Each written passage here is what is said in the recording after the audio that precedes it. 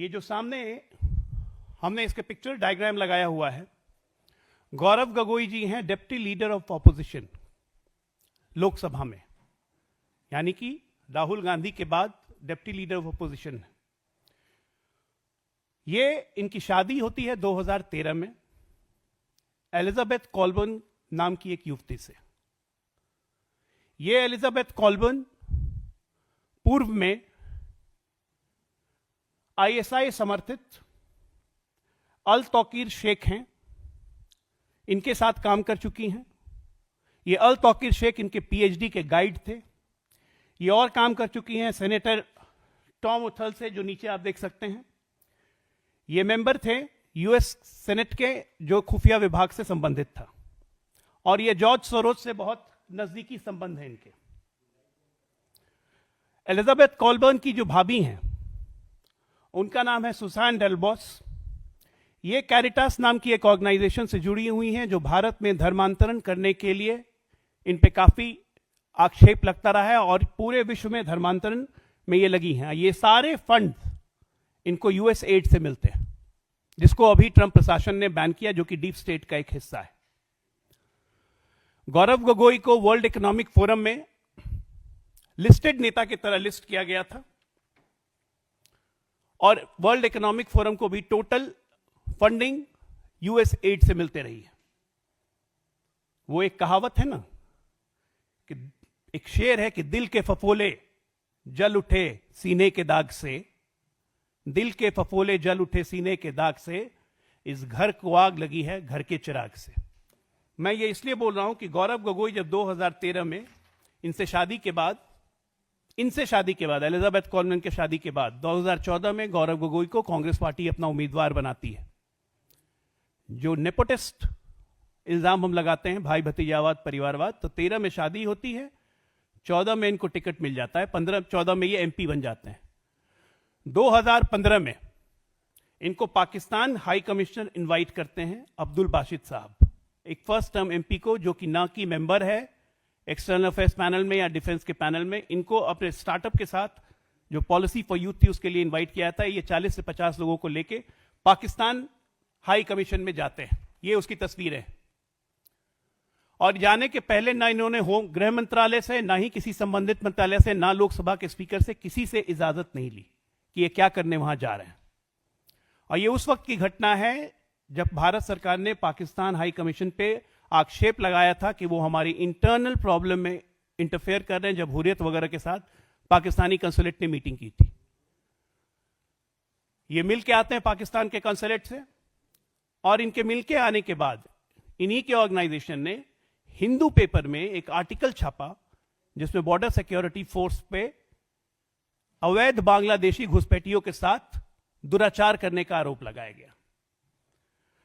अब 2-3 सवाल उठते हैं कि पाकिस्तानी कंसुलेट से मिलने के बाद इन्होंने लोकसभा में जितने सवाल उठाए, जो कि ऑन रिकॉर्ड हैं, वो भारत के सुरक्षा व्यवस्था पे ये सवाल थे कि भारत के कोस्ट लाइन मैरीटाइम सिक्योरिटी की स्थिति क्या है, भारत में कोस्ट लाइन पे कितने रडार लगाए हुए हैं, और हम कितने रडार लगाना चाह रहे हैं, क्या कोई प्रपोजल है कि national maritime authority proper coordination और सिनर्जी करे सारे स्टेक होल्डर्स के साथ, सरकार ने क्या क्या कदम उठाए हैं सर्वेलेंस और अपग्रेडिंग और स्ट्रेंथनिंग करने के लिए कोस्टल सिक्योरिटी की।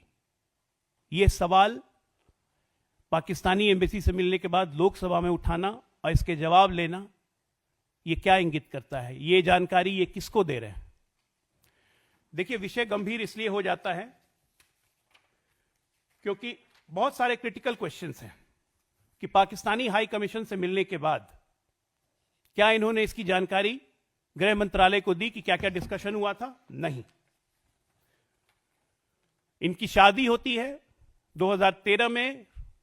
क्या इनको पता था कि इनकी पत्नी पहले पूर्व में आईएसआई के साथ काम कर चुकी हैं?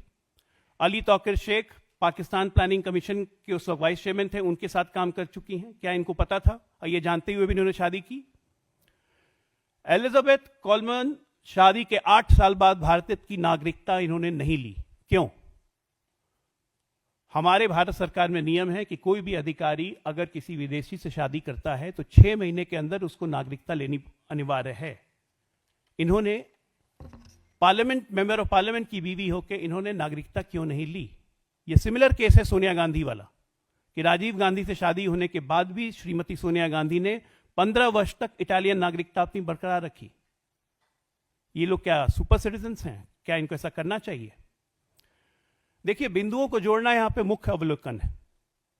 हम लोग इसलिए कह रहे हैं क्योंकि यूएसएड, आईएसआई और कैथोलिक मिशनरी जितने हैं, इन लोग की संलिप्तता भारत के पूर्वोत्तर क्षेत्र में धर्मांतरण, और चूंकि भारत का पूर्वोत्तर क्षेत्र जो है वो अपनी रणनीतिक स्थिति और सांस्कृतिक विविधता के कारण राजनीतिक हितों का केंद्र रही है, और यहां पे ये लोग कभी उतने सफल नहीं हो पाए।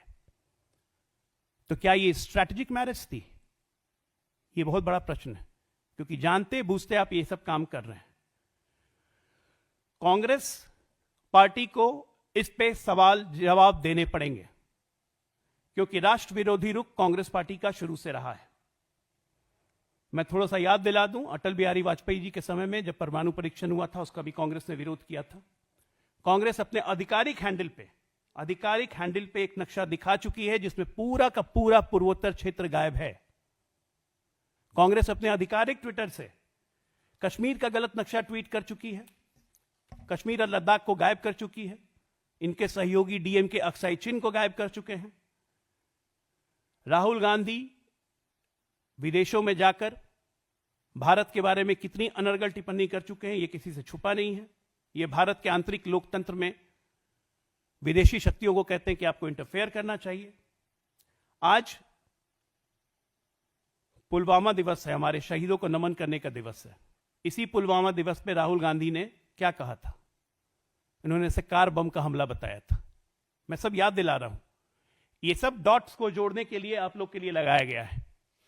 तो गौरव गोगोई चूंकि भारत में डिप्टी लीडर ऑफ ऑपोजिशन है, कांग्रेस पार्टी मुख्य विरोधी दल है।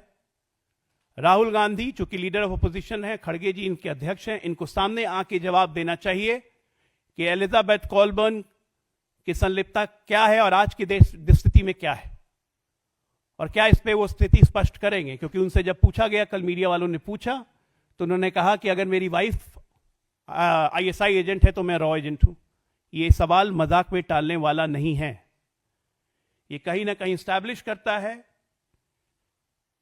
कि कांग्रेस पार्टी का संबंध आईएसआई के साथ भी है। चीन के साथ क्या था, ये हम एक बार नहीं 10 बार बता चुके हैं कि चीन के साथ अघोषित समझौता कांग्रेस पार्टी ने किया हुआ है। राजीव गांधी फाउंडेशन को चीन सरकार से पैसे मिले हैं, ये सब ऑन रिकॉर्ड है। तो आपके माध्यम से देश को हम यही बताना चाहते हैं कि इन सब सवाल हैं जिनके जवाब कांग्रेस पार्टी या राहुल गांधी को देने चाहिए आगे आके। भगत चंद्रा हॉस्पिटल विश्व की सभी आधुनिक और बुनियादी सुविधाओं से परिपूर्ण एक world class multi speciality hospital, Mahavir enclave Palam Dabri road पर स्थित साउथ वेस्ट दिल्ली का एकमात्र मल्टी स्पेशलिटी हॉस्पिटल, जहां 24 घंटे आपकी सेवा में उपलब्ध हैं वेल क्वालिफाइड डॉक्टर्स और हेल्पिंग स्टाफ। डॉक्टर सीएम भगत द्वारा स्थापित भगत चंद्रा हॉस्पिटल आपकी सेहत का ख्याल रखना ही इसकी प्राथमिकता है, वो भी अफोर्डेबल रेट्स में।